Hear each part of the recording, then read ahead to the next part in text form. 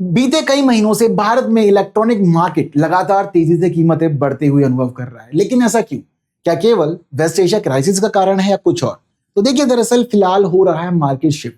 बीते कई वर्षों से जिस तरह से वैश्विक स्तर पर एआई के लिए लोकप्रियता बढ़ी है, तो हमारे जो चिप मैन्युफैक्चरर्स हैं उन्होंने खुद को अब एआई और उन्नत चिप के मैन्युफैक्चरिंग पर शिफ्ट कर लिया है। अब ऐसे में जो हमारे सामान्य इलेक्ट्रॉनिक आइटम्स जैसे कि fridge, washing machine, AC, TV और पीसी वगैरह, अब इस दौरान इनमें इस्तेमाल होने वाली जो सामान्य मेमोरी चिप है उसका प्रोडक्शन तेजी से घट रहा है, लेकिन मांग वहीं बनी हुई है।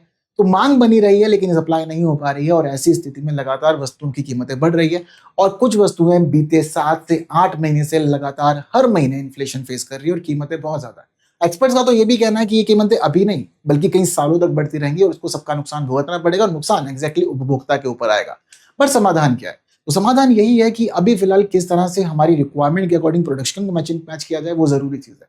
हालांकि मैन्युफैक्चरर्स ये कहते हैं कि भारत के बाजार से हमें उपभोक्ताओं से ये आश्वासन नहीं मिला है कि मांग निरंतर बनी रहेगी, क्योंकि किसी भी बाजार के अंदर सामान्य धारणा ही है, क्योंकि जरूरत के अकॉर्डिंग ये इस्तेमाल किया जाता है, जबरदस्ती या फिर स्टॉक करके कोई भी उपभोक्ता नहीं रखेगा वस्तुओं को।